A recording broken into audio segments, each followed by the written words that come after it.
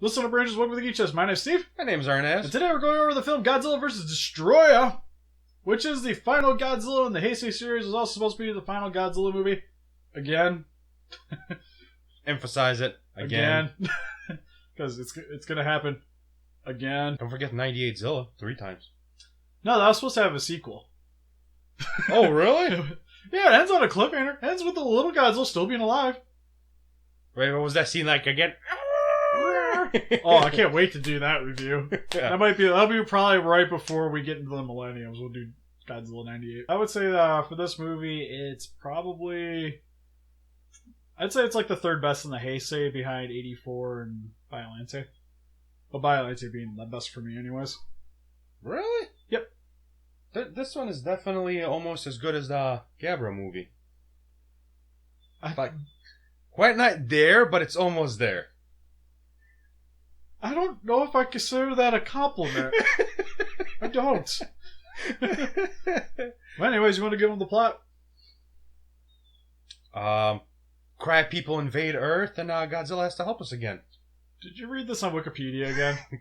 Yes, that's exactly where I got the crab people from. Wikipedia. What? I swear to God, that thing looks like crab people. No. Yeah, it does. No. Yeah, it does. Looks like Destroyah. Thing's hideous. It starts off as a crab. Starts off as a crustacean from the prehistoric era. And then it gets affected by the action of Destroyer, and then it gets mutated into Destroyah. But you get the little aggregates, and then it becomes the larger one. And yet again, you still get those special abilities of evolving. I don't know if I would consider it evolving as more of a hive mentality, where they all kind of merge into the one big one. But isn't that like how Diglett turns to Doug Trio? The three of them just decided to be friends for life. Yeah, so like, is this like the Japanese thing where everything just combines into one? And It's like Voltron. yeah, that's what I mean. Like I'm okay with it. what is up with that? You still haven't told them what the plot of the movie is. Alright, so from the 54, right? Yes. The 54 Battle Godzilla leaves, what was that thing called behind that you just said The earlier? Oxygen Destroyer. What is that? It's the thing that killed Godzilla in the first movie. You've watched it. It's the giant tank that made bubbles. The bubbles killed Godzilla. No, it was Angus that killed Godzilla. No? Oh, yeah.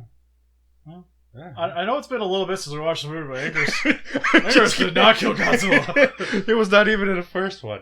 Alright, seriously.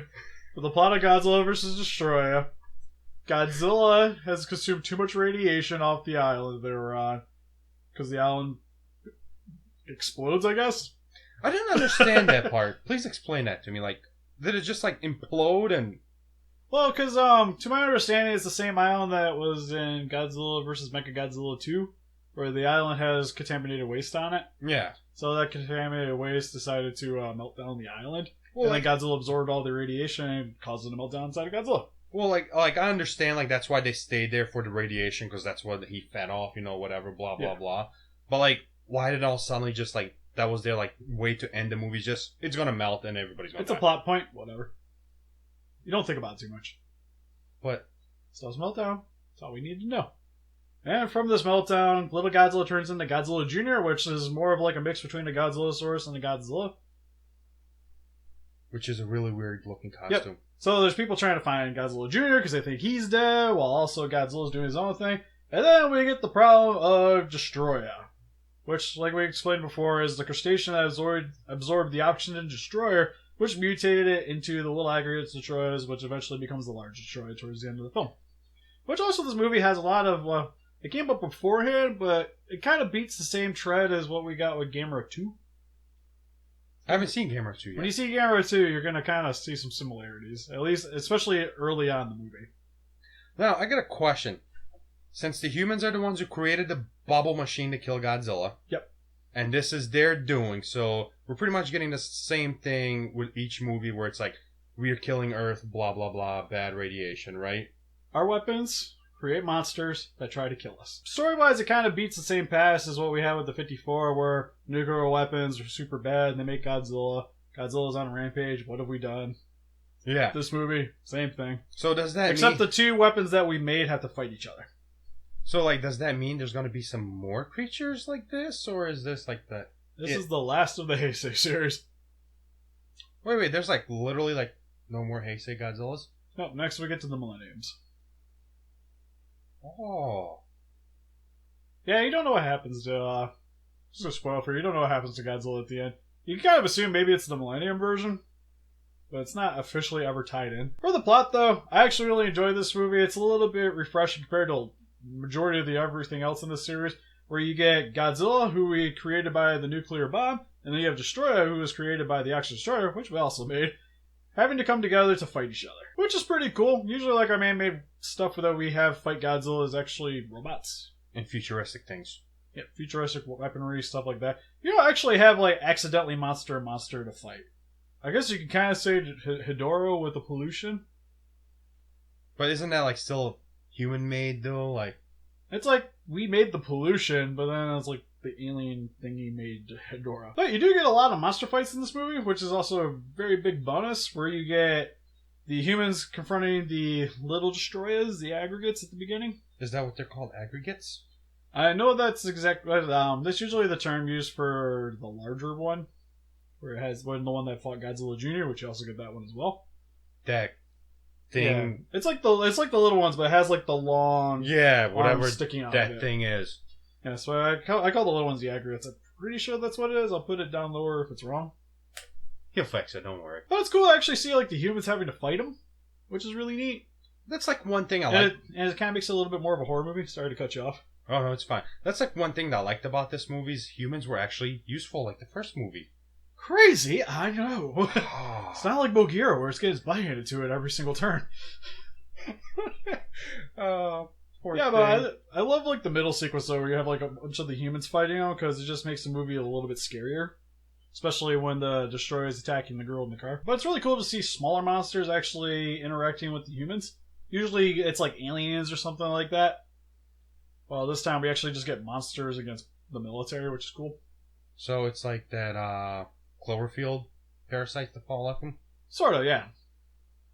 Except these are actually just how they are. What? Yeah, because they combine later to make the big one. So that's how they are supposed to look. Really? Yeah. Okay. Yeah, I feel like he hasn't watched this movie. Alright, so one positive thing about this movie, besides being awesome and being the final one, thank God, is Steve's probably favorite thing. There's no forced love in this one. Woo! So we don't need love in our monster movies. No, we don't. We just want plot to get the monsters together so that we can fight them fight. I don't need people trying to fall in love in the middle of this. Granted, in some movies, it works pretty well. Most of them, I could care less. Yeah. I think the only one I didn't mind was really Godzilla vs. Monster Zero.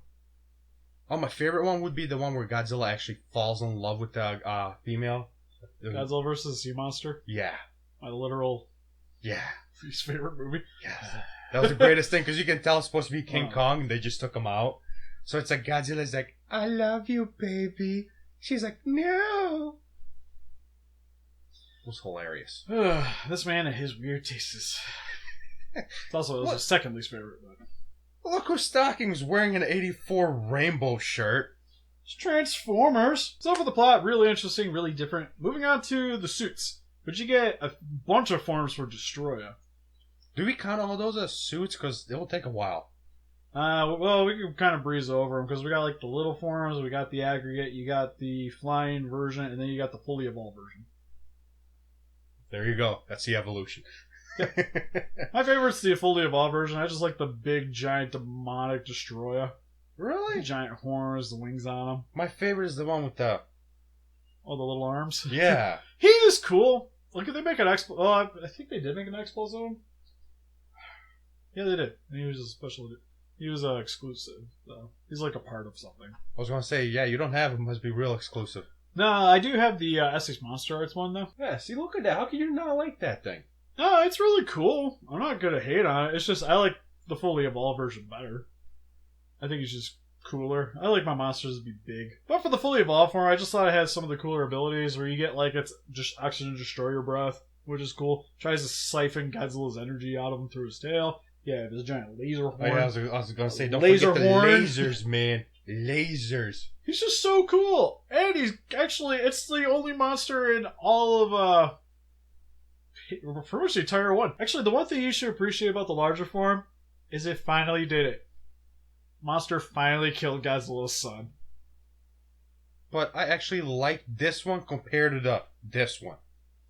Yeah, I think Gabber should have done it for us. They should have ended it right there and called it a day, but I kind of get why they have them, you know? Yeah. Well, I just always thought it was cool that like this monster actually finally killed something. You don't really see it too often where like, usually it's Godzilla killing the other monster, or the monster flies away or something like that. Well, technically, you're wrong, because a lot of monsters just kill a lot of humans. Yeah, but I mean like a monster that is like near and dear to our hearts. You like that thing? You like Baby Godzilla? Well, like, I like Baby Godzilla. Godzilla Jr. is pretty cool. You're a monster. And we got to grow up with him for a few movies. Especially Little Godzilla. Little Godzilla is literally the cutest thing ever. Then he evolves in this movie because of the radiation. Get to see him fight, get the root for him. He wins his first battle, and then he gets destroyed. Guess what? That's why they call it Destroyah, right? It was just cool to see something a little bit more impactful and not just like, oh, I'm supposed to feel for the humans. Half the time, I only really feel for the monsters in these movies. That's because you are really a monster. Hit me deep. You are a monster. Who likes Baby Godzilla? Baby Godzilla's adorable. Most everybody that watches the reviews. Now that Gigan's gone, guess what review people want me to do next? Like Godzilla 2 and Godzilla Jr. What? No. No. I think we need to do him. No. This is probably one of my favorite Godzilla suits in the entire series. For the adult Godzilla with burning Godzilla. I can tell by all the burning Godzillas. I do have quite a bit. I still love it though too, as everybody, like ever since I did this one and I bashed on it, everybody wants me to send it to them. I still get to keep it. So I don't get rid of my Godzilla stuff. It's just not as cool as like the X Plus or the Monster Arts or NECA or all this stuff. That's not what the burning Godzilla looks like. Now that I've finally seen him, that's not what he looks like. I can see why you're bashing on that thing. It's okay, people. It's okay. It's fine. It's fine if you like it. Love what you want. But he's just so cool looking. Like, he's the most unique looking Godzilla we've gotten. I'll definitely give you that. Especially with all the burning effects and smoking. His dorsal spine start melting like halfway in the last fight. Oh, that looked weird. Awesome. That looked Love weird. this Godzilla. It looked painful. Yeah, I imagine it's not a pleasant thing, especially when he's like going super like Kaioken times 10. We'll talk about that pretty soon. Yep. But yeah, Burning Godzilla is just, it's my jam. So the only reason I bought the X Plus is I love the suit. Really want a 30 centimeter. I still want that gigantic one too. But haul the price. I almost bought one at G-Fest, so if I had more money, I would have grabbed it.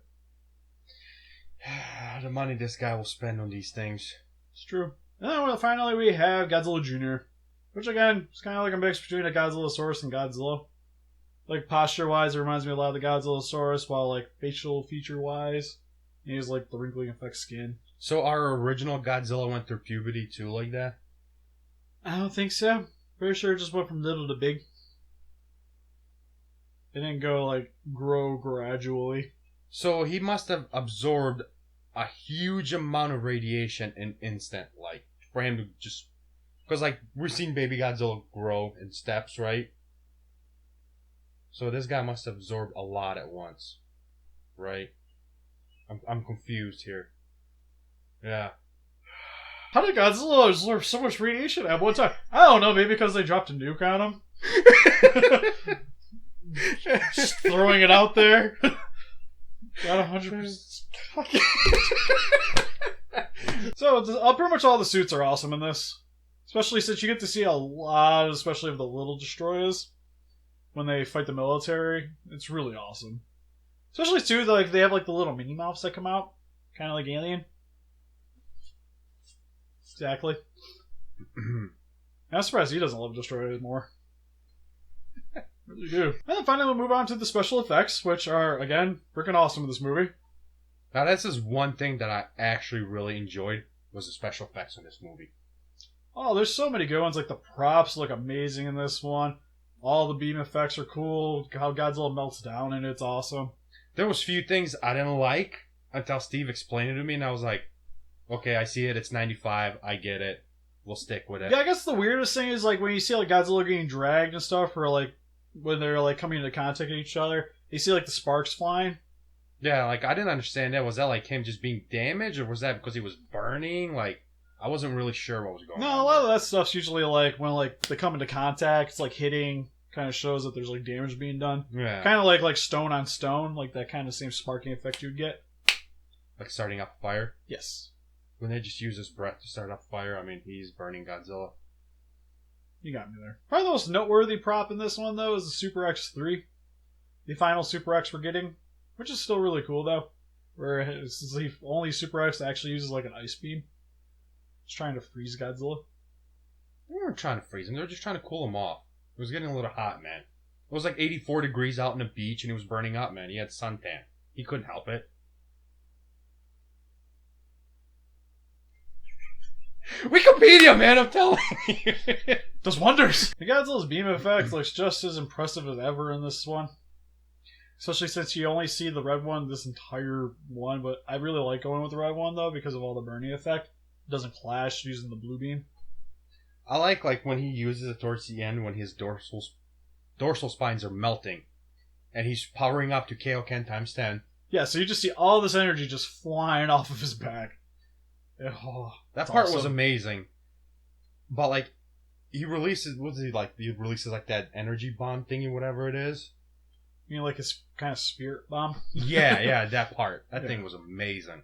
Yeah, it's just for him just discharging the rest of his energy. God, I would have loved to see this guy live longer now in this form. Yeah, it's very sad though, which is especially with the meltdown sequence where it's the sappy music's playing and Godzilla's getting pelted by all the cooling energy attacks. No, what would be awesome is watching him fight Mothra now. Mothra would be like, we need to stop this, you guys. Oh god, my face is on fire! Oh, that would be the greatest thing ever. Oh. See, I would love to see some more Heisei movies. What are you guys doing? Oh, you even left it on a cliffhanger. You stopped it. The cliffhanger became 98 Godzilla. That's not funny at all, dude. Well, so, in conclusion, because this isn't going anywhere, I really love Godzilla vs. Destroyah. It's one of my more favorite Godzilla movies in the series. Special effects are awesome, suits are awesome, plot works really well for me. As much as I like the first Heisei movie, the one that we watched, which was technically a reboot of the original, right? It's not really a reboot, it's technically like the sequel to the original. Yeah. Yeah. As much as I love that one, by far this is my favorite one. I know you're going to hate me, Steve. It's fine. Okay. This is the one thing I add to the hate list. It works for me. I love this movie. It's just all the special effects, everything they put into it. I love it. I also like, too, that this movie gives you a little bit more of an emotional feel than most of the other Godzilla movies, without actually needing it to come from the humans. You get all the emotions you ever need out of this movie from the monsters. But anyways, what did you guys think of Godzilla vs. Destroyah? Please let us know in the comment section below. Next film we'll be watching is Gamera 2, Advent of Legion, so definitely make sure to check in next week for that one. And help us defeat those kaiju by hitting that like button, subscribe, become a ranger today. See you guys in the next video.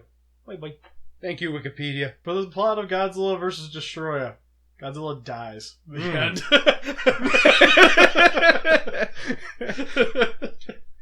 And then Spoiler!